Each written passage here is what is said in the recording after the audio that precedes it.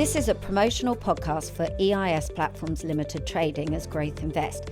Any comments made or opinions expressed in this podcast should not be construed as investment advice or a financial promotion. Startups and early stage businesses are high-risk investments and you are unlikely to be protected if something goes wrong. Don't invest unless you are prepared to lose all your money. Hello and welcome to the Alternative Thinking Podcast with Steve Dobson and Melissa Griffiths. This is the podcast that takes a deeper dive into the alternatives marketplace and explores topical issues. Today's podcast is focusing on artificial intelligence, and we're delighted to be joined by David Walters at River Capital and Andy Pardoe from VentureFlows. Welcome to you both. Normally, guys, we like to just sort of kick off with a bit of background on the two of you. Andy, are you willing to go first? Absolutely, sure. So, hi everyone, my name is Andy Pardoe. I'm a professor of AI at Warwick University. I chair the Deep Tech Innovation Centre, but also the founder of VentureFlows. So we're a dedicated AI SEIS fund. We've just launched and we're looking to find the most innovative and interesting AI startups that are really doing something novel and unique with AI. So that's a really important aspect for us. So obviously there's a wide range of different applications and tools and techniques with AI, but because of my background and interest, really looking to find the real innovations with the AI itself as part of the startups. Perfect. And moving on to you, David. Hi, I'm David Walters. I'm an investment director at River Capital up in Liverpool. We've got offices in Manchester, Liverpool, Preston, throughout the north. And we launched in November 22 the North's first dedicated artificial intelligence fund. This was just pre the explosion of generative artificial intelligence. And we picked AI as an asset class because we just kept seeing lots and lots of companies with very interesting data sets that could start to build deep IP. We've invested in 7 companies so far in about 18 months, and we're looking to support EIS investors every year with around about 8 investments for their portfolio. Fantastic. Yeah. So AI, super hot topic at the moment. It feels like it's a very, very new thing. We're seeing it in prospectuses, IMs every day now when we see a new IM coming through. But it's not new, is it? It's been around for a while. Can you give us a potted history of AI and how it's come about, where we are today, and where we potentially go? I'll give you my perspective That's first. great. Both, yeah, please. If that's okay. So I've been working in sort of what used to be called big data for around about 30 years. The sort of really interesting companies from a venture capital perspective have lots of data, and they're able to use that data to sell more or delight their customers or to have those sort of deep insights into all sorts of different operations targets within their companies. Back in the day, before Gen I came along, big data was used, as I say, for all sorts of different opportunities, and creating analytics from that data and then starting to use data science teams and ultimately to start to use machine learning to actually start to automate those data sets was part of the important journey around artificial intelligence. Roll forward to around about the start of 2022, and a lot of that thinking started to get applied to artificial intelligence. And the thing that really triggered this kind of explosion that we're seeing now in AI is processing power of computers. So if you imagine you've got lots and lots of data, but actually you're unable to be able to process that information, it makes artificial intelligence really difficult. But AWS, which is an Amazon platform, Azure, the Google platforms started to create the ability for data scientists to be able to process data at a rate of knots in real time, to be able to sort of create recommendations for people. And if you think back kind of 10 years ago, we started to see those approaches for artificial intelligence start to take hold in our homes. So Netflix, for example, would be a way, we're starting to recommend to us TV shows based on our browsing patterns. Alexa and Google microphones were starting to have voice recognition, and that kind of use of data aligned to massive amounts of processing powers driven this artificial intelligence world that we're now in. Yeah. Andy, anything to add to that? I guess you can talk more. Yeah. Any additions to the history, but I guess the future as well. Yeah, the history, obviously, AI as a term was coined back in the 1950s. So this has actually been a foundational technology for 70 plus years. But it's taken a long time to get to the point we are now, and to the earlier point. It's a combination of having huge amounts of data, huge amount of compute, and actually the technique of deep learning was one of the big sort of pivotal moments with AI and machine learning that allowed you to take that huge amount of data and try and find the patterns that empower things like recommendation engines and things like that.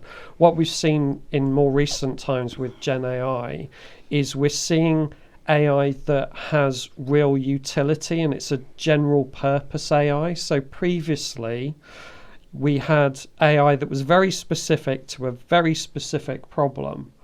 But now with the sort of large language models and generative AI, we can use it for so many different things. And that's why we're seeing this explosion, because these tools can be used to do all sorts of different things in the same space of, text or image generation, but they're just a generalist, I would sort of say, that can turn its hand to all sorts of different applications. So I think, David, you made a good point that you said about some people think of it as a sector, and you mentioned asset class, and I agree, because it spans sectors, doesn't it? It's not specific to any particular place. Absolutely.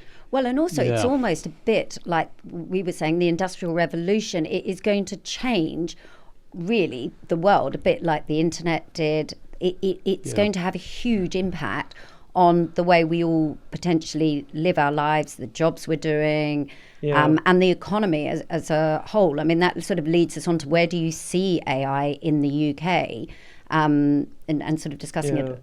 And it's a key point, because it potentially can impact every industry and every function within a business as well. So we've never really seen a technology have such an impact as AI potentially is having, to sort of affect all of those different areas, industries, and sort of different job roles and things. And I think there is so much potential now to improve productivity across the board, to help improve quality and efficiency with all sorts of different areas. And I think that's why we're seeing such an explosion of interest, both with existing companies, but also with startups. They're seeing opportunity across the board, and I think that's why it's such a really interesting time to get involved with this right now. Yes. Are you finding people are embracing it, or is there a little bit of apprehension, a bit of what does it mean for us, what does it mean for jobs, etc.? Yeah, absolutely. I mean, every single company we're an AI fund, and so inevitably we see a lot of AI companies. But we're not necessarily looking to invest in the next OpenAI. What I see right across the north of the UK is every company who is broadly tech enabled, which is mostly every company, is starting to use artificial intelligence now. And I think we need to take care that there isn't a sort of AI washing going on, because every company who's looking for investment reckons it's got AI, and they start to put a .ai postfix onto their websites. And so the job of kind of me and Andy, I suppose, as an AI investor, is to sort of really peer into the company and to make sure that these businesses who are looking for investment have got that IP.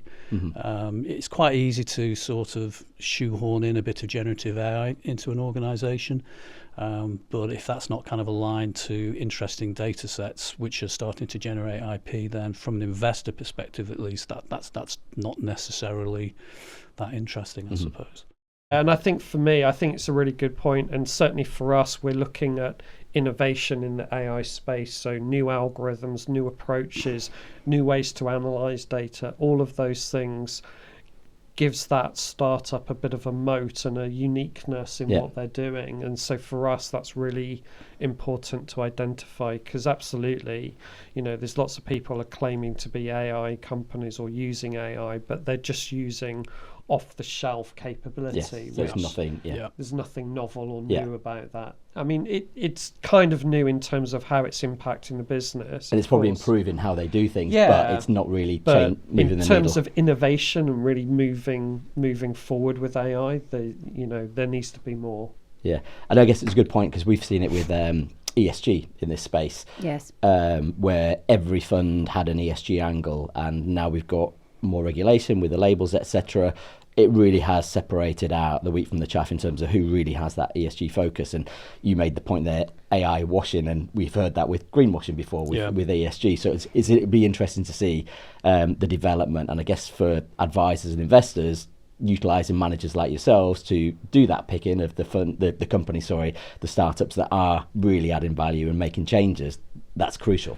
Yes, I think one of the key things I saw on one of your podcasts, David, was that you feel that fundamentals of investing into the underlying companies really is the key. Data obviously being one of the leading drivers. Can you explain a little bit more on your sort of process in that? Yeah, I mean, we look to invest in companies that are solving problems. That's the fundamental reason for our investment. We believe that businesses that are solving real-time problems, but which are supported by data science, machine learning and artificial intelligence, make really attractive companies. And just to give you a kind of brief example, we've invested in VR gaming companies, vets telehealth companies, marketing platforms, agri-tech businesses. They're all solving problems. They're either trying to create more food for the planet, or they're creating video gaming into a very interesting sector. But underneath them all, they've started to embrace artificial intelligence, and that drives up, from our perspective, multiple arbitrage when these businesses come to exit, because they've got such an interesting, deep technology base, which is interesting for a trade acquirer. Yes. My point I'm trying to make is that making sure you're backing companies that are solving real problems that need solving. That's our first thing that we look at. And also then, touching back onto sort of the UK, we had the government talking in January about the UK becoming an AI hub. I think we are currently third, or sort of round third in the world, and first at the moment in Europe. Where do you see the UK? Where are there any certain areas? I mean, obviously you're concentrating in the north. Yeah, I mean, 60% of all AI investment is currently in the southeast or Cambridge. Yeah. The reason we launched a northern fund was because we just kept seeing loads and loads of very interesting AI-shaped companies. And we kind of make the point that we're fishing in slightly underfished waters now. The valuations up north are kind of lower than potentially that you see in the southeast. And so it's as an asset class, which is really interesting, but is starting to sort of explode in terms of valuations. That kind of northern dimension's very interesting for investors. Well, we've seen that across the EIS space, actually, haven't we? We've got a couple of EIS funds as well that are focused on the north. I mean, I do think there seems to be in the UK a bit more of a wider get out of the south kind of. Look at other opportunities across the country. Yeah, exactly. Yeah, for sure. And I think from a UK, I think we've got such a great heritage with AI. So of course, Alan Turing sort of was a key part of that sort of foundational sort of thinking. We've got lots of innovation and lots of research going on here. I think the government, certainly in the last year or so, wanted to really focus on responsible AI and ethical AI, and I think that's an area that the UK could truly lead, and I think that's part of it.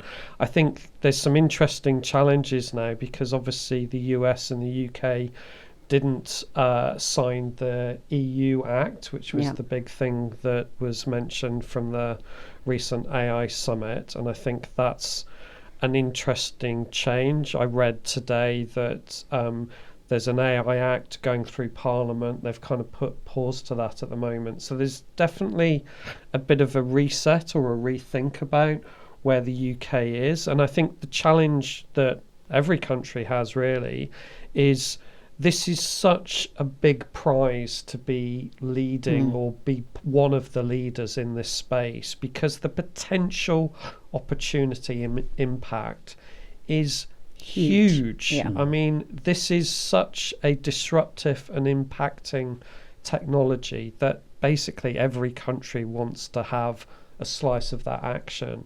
And I think you mentioned the UK is third in the world at the moment. We need to keep pushing forward with that. I think what we're doing with our funds is helping that AI innovation to continue and to prosper in the UK. And the interesting thing is we're only at the tip of the iceberg in terms of the true innovation in AI. And I think there's so much more to be done and could happen. And there's no reason why that can't come from the UK. So, and particularly, I mean, with you being at universities, that's we see a lot of EIS funds in the life science, etc., spinning out from universities. Absolutely. I would imagine that's going to be, we're renowned for having great universities in the UK. Yeah. And we have, I chair the Deep Tech Innovation Centre at Warwick, so there's some great startups that we see through that. Lots of the other universities, Edinburgh, UCL, there's loads that are really helping to move that sort of deep tech and AI focus forward. And I think there is lots of great ideas. There's lots of innovation still to come, and we can definitely not just be third. In some areas we can lead the world in some of this. So it's a really exciting time. Yeah, Andy, I think that sort of tip of the iceberg analogy is really important, and it's sort of coming back to the start of the loop about your question about where's all this come from. I kind of see generative AI, which is what we're all talking about at the minute, which has kind of generated all of the news on this subject, as the tip of the iceberg for artificial intelligence. So those of us that kind of work in AI recognize that Gen AI is a part of the artificial intelligence story. But, NLP, computer vision, robotics, there's all sorts of other strands of artificial intelligence which kind of make up the major part of that kind of iceberg. Yeah, absolutely. And the moonshot is to get to that human level of intelligence, what's termed artificial general intelligence or super intelligence. That's the sort of moonshot for everyone working in the industry. No one really knows when that's going to happen. Large language models are definitely a part of that, but not necessarily the full answer to that. And I think that's why there's so much opportunity for more innovation, more algorithms, more techniques that can really drive that forward. Well, it's going to be interesting to see what happens with DeepSeek, because we're going to talk about that. DeepSeek is a reasoning LLM, which and has been released for about 4 months. And OpenAI launched their O1 reasoning algorithm in kind of December 24. It's very different to ChatGPT. ChatGPT is building a word at a time. You put a problem into DeepSeek, and it might go away for 5 minutes and think about the problem and come back and give you a very reasoned answer. And we're sort of starting to venture into a general artificial intelligence. Yeah, and this is where the architectures of what we've built so far get more complex. There's more innovation, more elements being bolted together, more different techniques coming together to deliver that kind of different capabilities of intelligence. So, we've got learning at the moment. We're moving towards reasoning. There's lots of other intelligent capabilities that we as humans have that we've not yet got from AI. Yeah. So that's where the opportunity lies. And where do you think we are? I mean, I guess I go back to that first question about the history. We go back to 1950-ish, don't we, for the invent, if we call it that, of AI. And here we are now, 2025. If we compare it to the automobile, where it started and where we are now, where we've got self-autonomous cars, we've got the electric cars, we've got hydrogen-powered cars, where are we in that kind of the kind of growth of AI. So I look at it in terms of electricity. So it took 100 years to to understand the fundamentals of electricity, Right. and then another 100 years to master that. And if you think with AI, we're into the 70 years of that journey. Now, obviously, technology is moving a lot faster than it was then. So maybe it's going to be another 20 or 30 years to get to that sort of super intelligence. It might happen a lot sooner. Some people are saying it will happen sooner. Some people are saying it still is another 100 plus years away. No one really knows. But I think as we start to build more and understand how we can build these really quite frankly amazing capabilities with what we've got, we start to build more and experiment more. And then 2 years ago we didn't have any reasoning with these large language models. Now we're sort of starting to get that, and it's sort of doing searching. It's the whole concept of AI agents now, that's a new term, relatively speaking, that is taking these language models and getting them to do useful things and making them automate things, pull in research, do the reasoning, all of that. So we're adding more and more complexity to these systems all the time, and that's just creating more capability and more sort of opportunity for automating things and creating new things as well. It's amazing. Yeah, I saw an amazing graph the other day, which was the speed that it's taken. I'm a data scientist, and I've got this number wrong, but I think it was 100 million people to use OpenAI and generative AI, and it was like 4 months or something Really? like that. Really? And then it compared how long it took 100 million people to use a mobile phone, and it was like 10 years. And how long did it take 100 million people to use the internet? And it was, the speed of adoption it's really amazing. It's scary how fast it's moving, and I guess that's the Well, and the what beauty world of the there's going to opportunity. be. I mean, I think, we touched at the beginning, everybody is a little bit like, oh my goodness, what's going to happen? The world's going to be taken over by robots, or goodness knows what.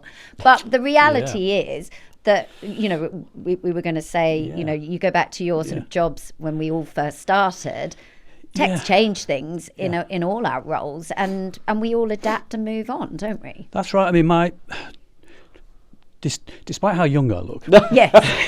my first job was with British shipbuilders, and the internet hadn't been invented, and everybody was kind of scared for their jobs. Roll forward 25 years, and virtually every business on the planet is now supported by the internet. And so I think there's an analogy there with artificial intelligence. I think for the next however many decades, there's going to be a human in the loop alongside artificial intelligence. And it's going to enable us as a society to do things very differently, much more efficiently. One of the great kind of applications of artificial intelligence is in health tech.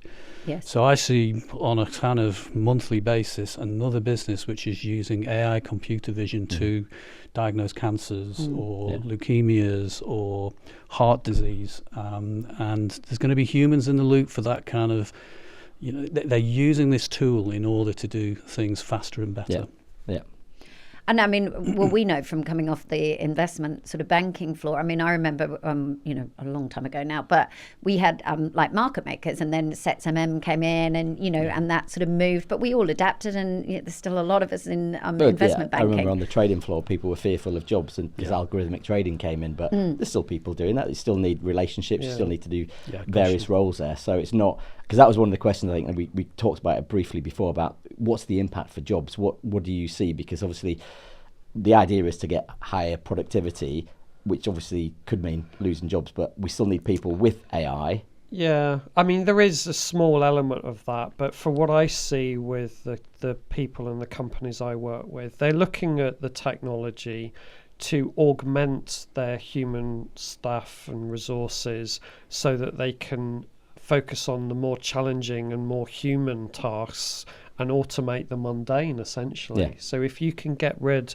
of all of the dull, boring tasks using AI and automation, it means we free ourselves up to focus on the higher value work that only humans can do, and opens up more opportunity for businesses as well. So, ultimately, AI is just a bit of technology, like all the other bits of technology we've seen before. It's up to us to decide how we're using it, where the value is for it, and where we want to draw that line in terms of these are the things we want humans to be in, and human in the loop sort of, and responsible AI.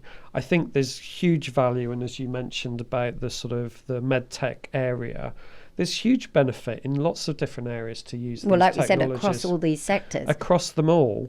But we also need to have that balance and make sure that we're giving great new opportunities for staff to do new exciting things. And actually, I think it's most companies that are looking to adopt AI in their day-to-day are seeing this as a very positive thing. And I think there is some education for the staff, there is some training, there is all of those things that needs to happen.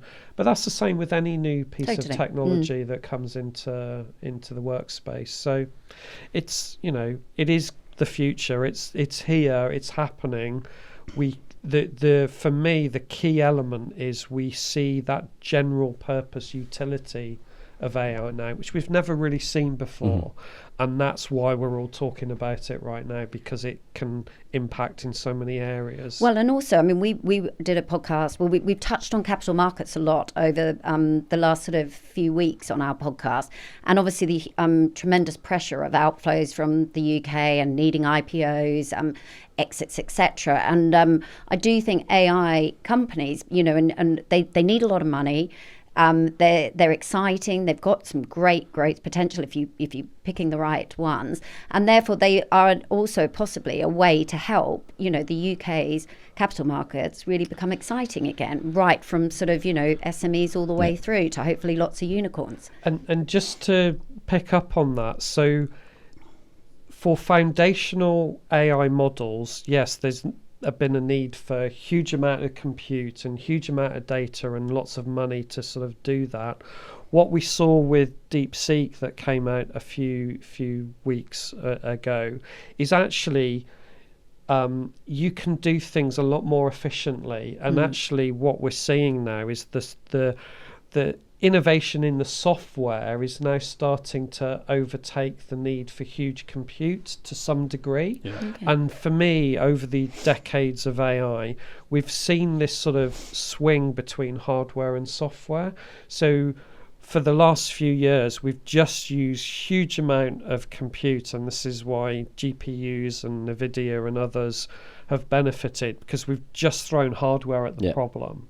Actually, what we're starting to see now, and this is good from an AI startup perspective, because the innovation and the novelty is actually in the inner architecture and inner learning algorithms and all of that software that can actually make a big difference and move us forward. So for me, this is actually a really super exciting time, because a small startup doing something innovative can have a massive impact. Yeah, huge. That I think also, just to build on that, Andy, the fact that DeepSeek are using a fraction of computing power has got a massive environmental impact. Yes, massive. So the amount of electricity that, and water and resources and data center capability that somebody like Meta needs to use in comparison to what DeepSeek are doing it's got an enormous environmental impact. And it's not just on the training, it's on the use of these algorithms as well. So there's a double benefit there, essentially. So is DeepSeek a game changer, do you think? Is it driving? I don't think it's a game changer. I think what it's done, it's opened people's eyes who maybe didn't appreciate that there's as much innovation in the software and the architecture, the internal workings of these sort of AI systems and machine learning systems as there is with the hardware. And I think that's kind of surprised some people and sort of maybe reset the thinking a little bit. Yeah, I think there's a view that they invented it in like 20 minutes kind of thing. But I was going to say there's numerous reports and there's what's the truth and what's not. Yeah, I mean they launched their first generative AI LLM in January 24. Right. And then he had version 2 and version 3. This one, as I said before, is really interesting because it's a reasoning LLM. And I think just generally, where are we going with reasoning LLMs and what's that going to do? I mean, I think DeepSeek's being used for trading now in China. So it's starting to make decisions rather than just generating a picture or some words. It's now starting to make some decisions about go and invest here, and here. And that's super interesting. Again, that is fascinating. Again, you've got to apply your data to it. So, true, yeah. You know, well, and that's the key, isn't it? It is all like, I mean, you describe it as big data, but I mean, everything really comes down to data, doesn't it? You know, that's sort of like almost like the brain. Like, and I guess what would be good for the listeners as well on this is, you know, an odd company or an odd, you know, service or product that is using AI that they would not necessarily think about. What have you guys come across? Well, gaming, we're an early so the video gaming industry is bigger than the music industry and the film industry combined. It's an enormous sector, and there's lots and lots of mergers and acquisitions going on in that sector. Our first investment was into a VR gaming company that's now supported by Meta. And they really had to persuade me that they had any AI. Right.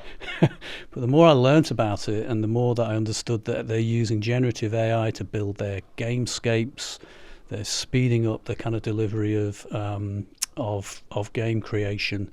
And if you think about what is a game doing, it's got a protagonist at the heart of it, and it's using data and artificial intelligence to be able to kind of control that game. So I was really surprised at how much they were the VR gaming world was an early adopter. Early adopter of this, yeah. But also, isn't there some huge amount of data coming in on the engagement from the next generation and their patterns of behaviour and everything with gaming? Is that something that could start coming from? I don't know. I'm thinking. Tangent. I mean, potentially it'll certainly sort of influence, you know, version 1, version 2, version 3 of the next kind of releases of those games, or, you know, the you know, is the horror genre better than a online? Yes, I mean, I think to me, from maybe it's sort of, you know, being a shopper, but your consumer behaviour, I think, is crucial for a lot of businesses in what you're doing. And every time you're, you know, scrolling, clicking, doing whatever, which we all do all the time, that's giving more and more data in you know, algorithms to push you down roads. I feel I'm pushed down all sorts of roads by whatever I look at. And actually, there's a new wave of this, because with things like your sort of shopping basket on Amazon, that was one of the first recommendation engines that we saw in the retail space. And that was sort of grouping lots of people together to try and create your sort of recommended products to buy next. That works to some degree. But now, with the power of AI and the being able to sort of tailor things to sort of hyper-personalize to you as an individual, so we can use machine learning now to say what we recommend to you is going to be slightly different to someone that's very similar to you but slightly different. Yes. So that sort of unique personalization is starting to come into this now, and I think that, for me, is quite special as well. Well, combined with the reasoning element, becomes hugely powerful, doesn't it? Because it is almost thinking for you, isn't it? You know, it's taking your behaviour and actually applying it in the direction that you would naturally possibly think. Yeah, and I think that hyper-personalisation is a really good example. I mean, we were getting recommendations on all of our kind of shopping websites that we all visited. It feels like for decades. Yes. So AI has been around for a long time. Yes, it's a very narrow kind of scope of artificial intelligence, but, you know, the retail sector in particular, the online retail sector has really sort of driven lots of this thinking. Yeah. And again, it's just lots of opportunity to improve the algorithms, to make it more personal to you as an individual. And it's not just retail and shopping, that's going to happen across the board. Yeah. I think it's absolutely It's fascinating. And, you know, my boys look at me and can't believe there was a time when the internet didn't exist and think I'm a dinosaur. And it's easy to look back and think life was simpler back then. But actually, this is going to make life simpler for all of us, theoretically, going forwards. Well, and you hope as well, I mean, just, you know, obviously as parents, you hope as well that possibly AI is going to almost give the children who spend a lot of time at the moment scrolling and not on technology, it might actually give them leisure time as AI develops, it will give them more leisure time and actually possibly to go away from this. You know, there's probably quite a bright light possibly. I think that's right. And let's not forget, the Western world is a age mushrooming society. Yes. Do you know what I mean? Everyone's getting older and there's fewer younger people. And just to give you an example, there are, in the UK at the minute, there's 1 million unfilled jobs in the grocery stores. Yeah. Yes. So, using artificial intelligence, I mean, we've invested in a business called Autonomo, which is frictionless shopping. You swipe your card, you go in, computer vision's watching you around the store, and you leave the store. And it allows the people that are left in those stores, who are working in those stores, to potentially give you, some advice on what you're buying. Where did it come from? Why is it sustainable? Yeah.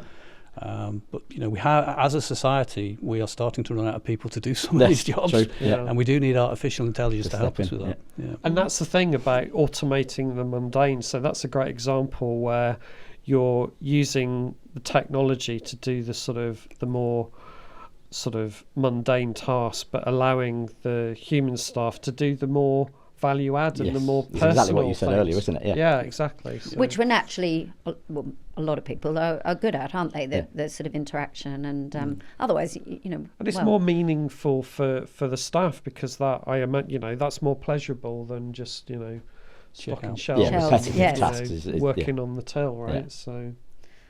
Well, I think it's been absolutely brilliant.